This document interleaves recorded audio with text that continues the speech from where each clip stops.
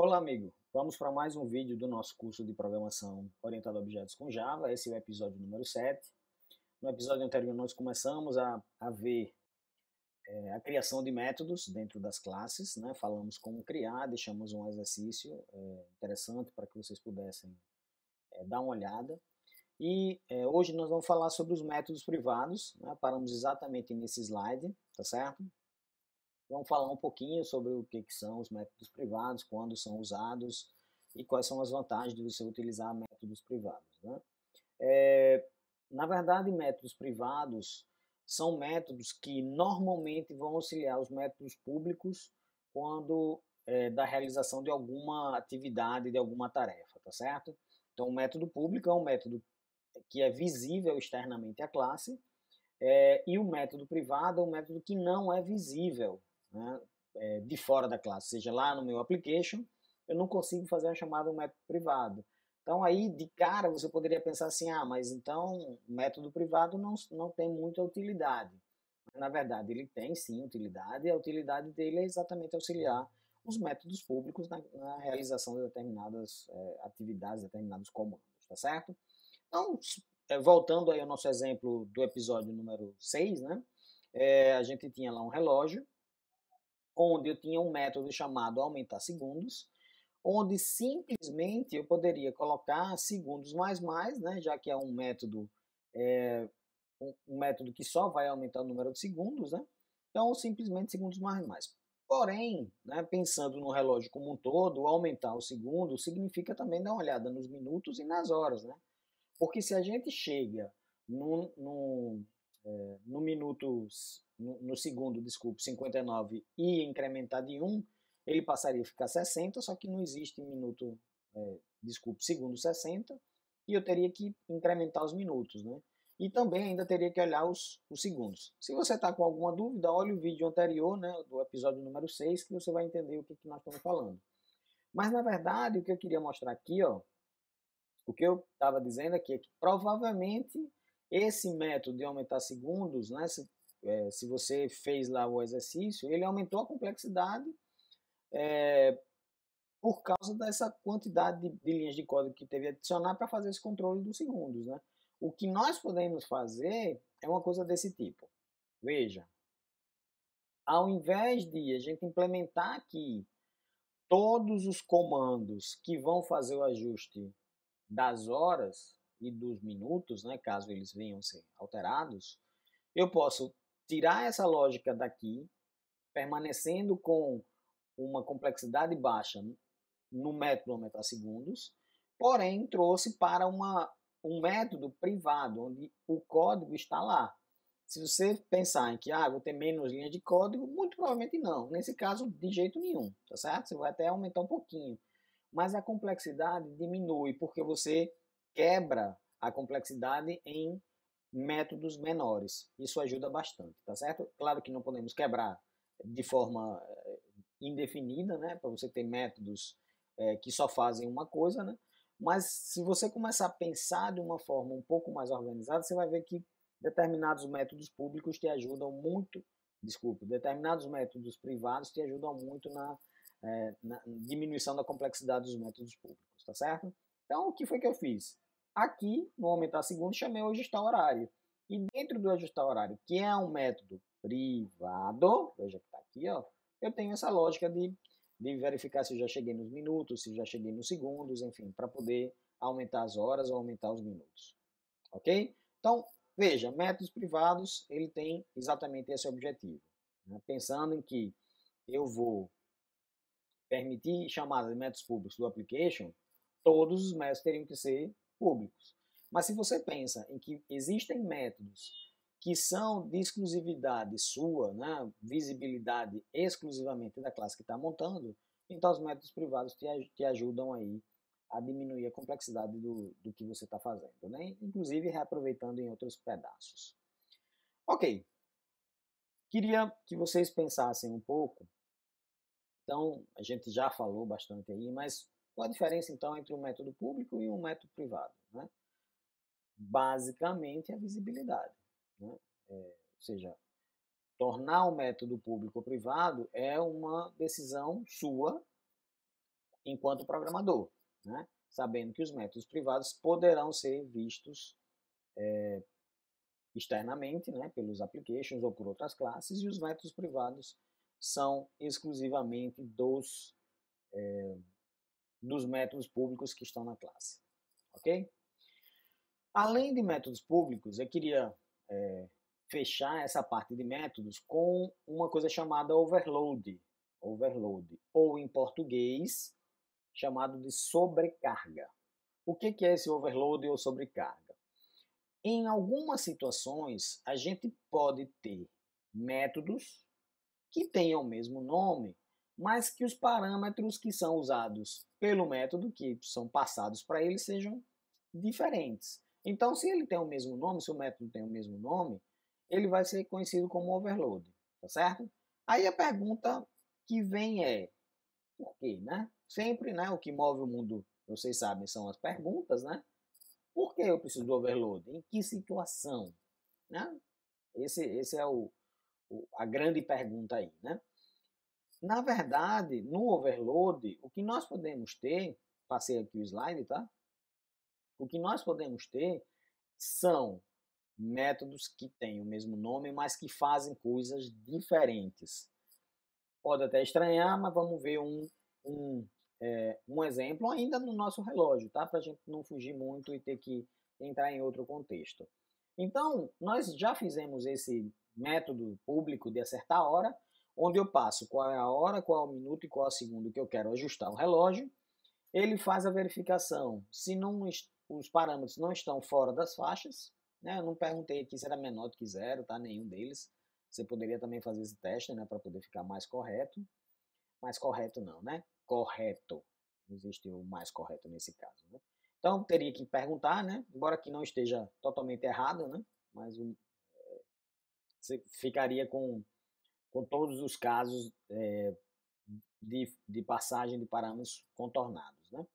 Então, se isso daqui acontecer, eu retorno falso, tá certo? Então, devolvo aí falso, ou seja, que não consegui acertar a hora. Mas se eu conseguir, eu coloco a hora, o minuto, o segundo dentro dos meus atributos da classe, né? Eu tenho certeza que são atributos da classe porque eu estou usando o this aqui e devolvo true, tá certo? Então esse é meu acertar a hora. Só que imagina o seguinte, né? Nós temos aqui no Brasil um horário de verão. O que o horário de verão faz? Ele muda unicamente a hora. Ele ou adianta quando a gente entra no horário de verão, ou ele diminui quando a gente sai do horário de verão. Então eu não preciso modificar o minuto e não preciso modificar o segundo. Basta modificar a hora. Tá certo? Então, o que eu poderia ter? Um método chamado acertar a hora. Aí você diz, esse método, o nome desse é igual ao nome desse. Ele devolve a mesma coisa, mas ele só tem um parâmetro. E nesse eu tenho 3. Então, esse acertar a hora, eu simplesmente acerto a hora. Não acerto nem o minuto nem o segundo, até porque eu não passei ele aqui como parâmetro. Eu pergunto, esse método faz sentido? Um método de acertar a hora só para a hora? Pensando nisso que a gente colocou aqui do horário de verão?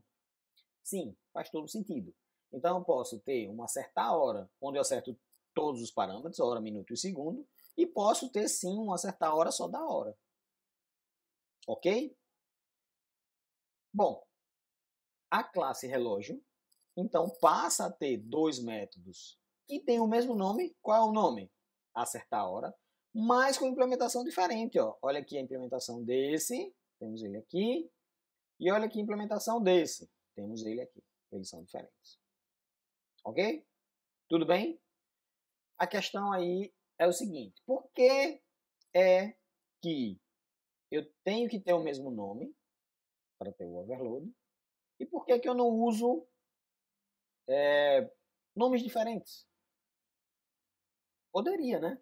Eu poderia dizer acertar tudo, nome bem estranho, e acertar somente a hora.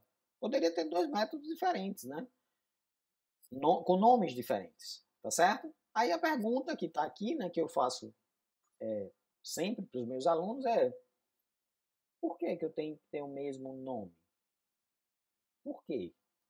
Tá? Na verdade, se a gente for olhar a ação, o que a gente quer fazer é a mesma coisa. Eu quero fazer o quê? Acertar a hora. Isso é o que eu quero. Ok? Então, por que eu teria que ter um acertar a hora, acertar tudo, acertar somente hora, acertar um minuto? Não faz muito sentido. Para quem está olhando externamente, ou seja, eu estou num application, eu estou em outra classe, é muito melhor que eu tenha a unificação dos nomes com implementações diferentes. Então, eu quero acertar a hora. Ok, acerte. Mas você acerta passando os 3 parâmetros ou você acerta passando um só. Mas a ação é a mesma. Então, o overload de métodos faz muito sentido. Faz toda a diferença quando a gente pensa em métodos que vão ter implementações diferentes, mas relativas à mesma ação. Então, sim, overload de métodos é uma coisa extremamente aplicável e utilizada. Então, aqui eu quero fazer um exercício com vocês, que é de uma classe funcionário, que vai armazenar a matrícula, o nome e o salário base desse funcionário. Eu vou ter um método construtor aqui, passando os parâmetros da classe, e eu vou ter um método atualizar salário, onde eu vou passar uma taxa que vai aumentar o salário em X%, né? Onde esse X aí é essa taxa que está sendo passada aqui como parâmetro. Além disso, eu tenho o overload, que é para a gente testar o overload, de um método chamado calcular salário, que ele pode ter nenhum parâmetro, e aí ele vai retornar só o salário que você passou aqui no salário base, ou ele pode calcular o salário baseado em descontos, onde você diz, olha, eu tenho o salário base, mas tem um valor de desconto aí de R$100, por exemplo. Então, vou pegar o salário base e diminuir desse desconto aqui. Ou eu posso ter um calcular salário, onde também eu passo um adicional. Por exemplo, imagine que é uma comissão, a pessoa trabalha com vendas, então eu passo a comissão aí aqui nesse parâmetro adicional e também tem o desconto. Então tem os três. A ação é a mesma, ele vai devolver qual é o salário que eu vou ter que pagar, tá certo? E o mesmo nome, mas com parâmetros diferentes. Ou eu passo, ou não passo nada, ele retorna o salário básico, ou eu passo um desconto, ele retorna com o valor de desconto, ou eu passo o adicional, né, uma comissão, e o desconto para ele também retornar esse salário. Ok, vamos fazer isso aqui. Eu já tenho aqui aberto o NetBeans, tá certo? Como eu falei aí nos vídeos anteriores, né, nos episódios anteriores. Tem horas que eu vou usar o NetBeans, tem horas que eu vou usar o Eclipse, fiquem à vontade para poder escolher, né, aquele que mais vocês gostarem, né? E vamos criar aqui, tá certo? Então vamos criar uma nova classe Java, onde eu digo que essa classe, só um minuto, pessoal, beber um golinho de água que eu estou realmente com a garganta doendo.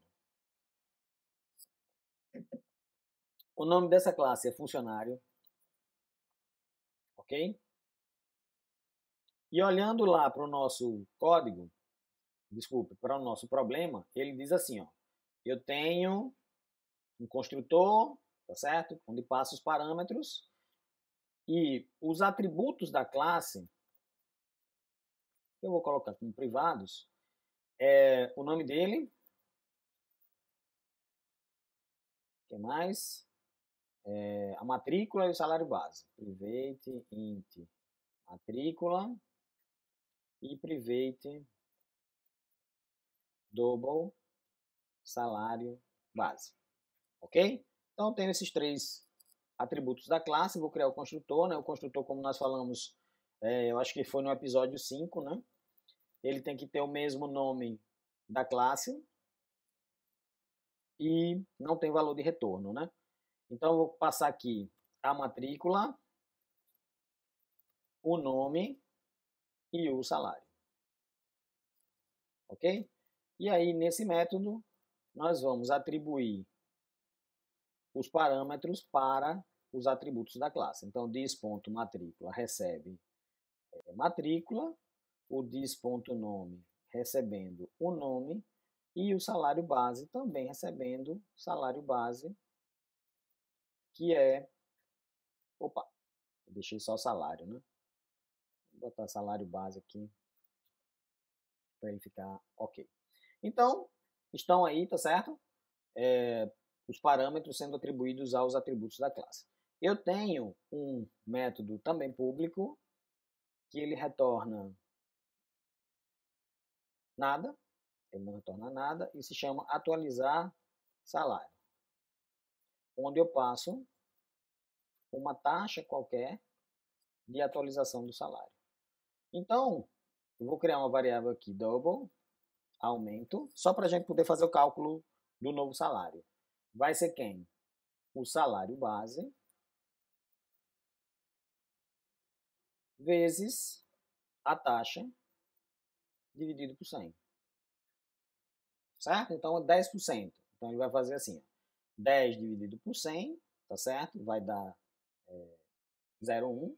Multiplico pelo salário base, então imagine que o salário é 1.000, vai me dar 100. E esse aumento, eu vou fazer o seguinte, ó, salário base recebe salário base mais aumento. Poderia fazer uma linha só, tá? Assim fica mais fácil de você conseguir enxergar. Aqui tem um aumento, quanto vai aumentar, e aqui tem o aumento de fato sendo incrementado o salário base. Isso tudo podia entrar aqui, tá? Mas eu quis deixar em duas linhas separadas só para ficar mais simples. E temos um método que vai ser feito overload, né? Que seria o calcular salário. Esse daqui retorna um double. Na verdade, todos retornam um double. Esse é sem parâmetro. E eu simplesmente vou devolver o salário base. Ok? Então, esse ele simplesmente devolve quanto eu teria que pagar. Tem o outro método para calcular salário, onde eu vou passar quem? Eu vou passar o desconto que eu vou aplicar. E aí, nesse caso, eu vou devolver o salário base menos o desconto, certo? Ok? Porque estou dizendo, olha, ele vai ter R$300 de desconto. Então, vai ser o salário base dele menos o desconto, que é esses R$300 que eu passei como parâmetro. E tem o outro, public double, calcular salário, onde eu vou passar o adicional e também o desconto, certo? E também eu vou devolver o salário base, porém vou adicionar o parâmetro que eu chamei de adicional e tirar o desconto. Então, o que a gente tem aqui, pessoal? Tem 3 métodos que têm o mesmo nome, que têm parâmetros diferentes e que calculam o salário de formas diferentes. Então, ele tem ações diferentes, tá certo? A implementação diferente. O detalhe, pessoal, é o seguinte, eu não falei lá, deixei para falar agora. Como é que no application ele vai saber, deixa eu criar uma nova classe aqui. Como é que no application ele vai saber se ele tem que chamar o primeiro, o segundo ou o terceiro, pensando aqui em ordem, né? 1, 2, 3. Como é que vocês acham? Vamos criar aqui o método public. Eu vou responder já, tá, pessoal? Vá pensando. Public static void main string args. Tá certo? Isso aqui pode ser qualquer nome, tá? Funcionário. Estão com a pergunta, né? Respondam. Nível de funcionário, onde eu vou passar a matrícula, o nome dele e o salário. Certo? a gente pode mandar imprimir, né? System.out.println. A gente pode imprimir f. Calcular salário, né? Do jeito que está aqui, ó, vamos rodar, né? Tá rodando, ó, 1.000. Por quê? Porque eu não tive desconto e nem tive adicional, certo? Não fizemos não chamamos, só um minutinho, mais um pouquinho de água. Não chamamos o atualizar salário onde eu passava a taxa, né? E aqui eu vou copiar isso aqui, né? Só para a gente saber se alterou certo, né?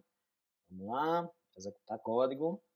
Eu tenho 1.000, que era o valor inicial, né? Eu aumentei o salário em 10%, ficou 1.100. Então, aquele método está correto, né? Então, como é que ele sabe que ele tem que chamar, a pergunta, né? Esse ou esse? A resposta é, ele vai casar os parâmetros. Ou seja, se eu não estou passando nenhum parâmetro, ele vai chamar esse. Se eu estou passando um parâmetro do tipo double, não tem nenhum aqui, ele vai chamar esse. E se eu passar um salário, dois parâmetros do tipo double, ele vai chamar esse. Se eu passar um string, ó, só para que a gente entenda de fato, tá? Vamos colar de novo. Se eu passar aqui, ó, Andrés, nada feito. Por quê? Nada feito. Vamos ver o que ele está dizendo aqui, ó. Tipos incompatíveis, string não pode ser convertido para double. Por quê? Porque ele está esperando um double. Ou seja, esse método onde eu calculo o salário passando um string não existe. Então ele sabe exatamente, ele, o compilador, né, claro, né? Ele sabe exatamente por isso. Então se eu passar aqui agora 200, o que vai acontecer? Ele vai chamar esse método, tá certo? E aí ele vai aplicar um desconto naquele 1.100, né? Vamos ver? Opa! Muito acostumado lá com o Eclipse, às vezes eu me passo aqui. Então, ó, era 1.000, tive um aumento de 10%, passou a 1.100 e tive um desconto de 200, ficou 900. Agora, se eu colocar um adicional aqui de 500, vendi muito nesse mês, e um desconto de 300, então o que vai acontecer é que ele vai retornar um valor diferente, que é 1.400. Porque eu tinha 1.100 mais 500, 1.600 menos 200, 1.400, que é o valor que está sendo mostrado aqui. Tudo bem? Então, ó, aqui eu estou chamando com 1 e aqui eu estou chamando com 2, né? Tirei aquele que estava chamando com com nenhum parâmetro, desculpe, com 2 parâmetros e tirei aquele que estava aqui com 1, mas eu poderia deixar ele aqui também. Bom, pessoal, então é isso, né? Vimos aí no episódio de hoje os métodos privados e overload de métodos, tá certo? São dois recursos extremamente importantes aí na orientação a objetos, né? Aí aqui tem os spoilers, né, para o próximo episódio, né, que vem dentro de pouco tempo. A pergunta aqui é o seguinte: um motor é um objeto? Pensando que é um objeto único? Posso pensar nele exclusivamente como o motor? Ou será que ele tem algumas peças? Mas isso só vai ser respondido no próximo episódio. Eu fico por aqui. Espero que vocês tenham gostado, né, do episódio de hoje e espero vocês vendo os próximos episódios. Até mais, pessoal!